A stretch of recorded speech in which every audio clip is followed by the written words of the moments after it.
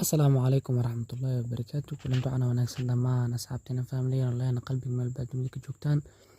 Halkaan naga daawanaysan channelka Noor Official anigana sidoo kale waan walaalkeen Nuuri. Ku soo dhawaada muuqaalkeena maanta.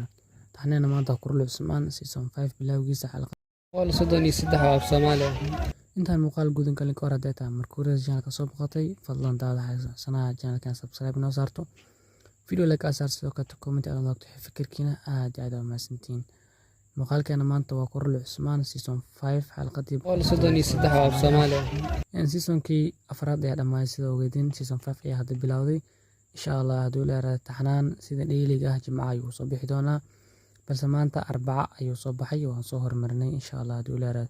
Haddii ay noqotan inuu Arbaca soo bixi doono isbuuca dambana insha Allah waa soo hormarin doonaa balse waxaan rajeynayaa inuu Jimco ku beegmi doono maadaama uu Arbaco asagoo afturki ah soo baxo. Dhanka fasiraadana ay qaadato adiga 2 maalmood ay qaadato Jimco ku aad hal isbuuc dib ugu dhaco.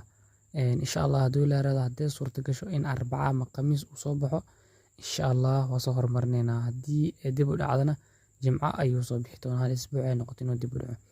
Aad u mahadsantiin asxaabay. Haddii hore aan wali joogtay waxa ka codsanaa channelka subscribe saarto. Sida ogeedin YouTube channelka asxaabay in muddo wax lama soo gelinin bal hadda insha Allah maadaama Cusmaaniinta oo inoo balada channelka update ayaa noqon doonaa aad u mahadsantiin.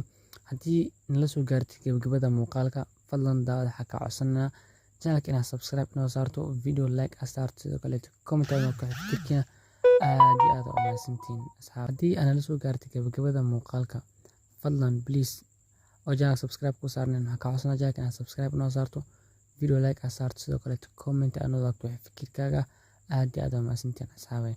Commentiga fikirkiina mar walba waa akhriyaa. Waxaa jiri doona taxanooyin cusub oo bilaw doono channelka soo gelin doono iyo barnaamijyo kale aad u mahadsantiin intii muuqaalka xiga aan kulmin waxaan leeyahay assalaamu calaykum waraxmatullaahi wabarakaatu.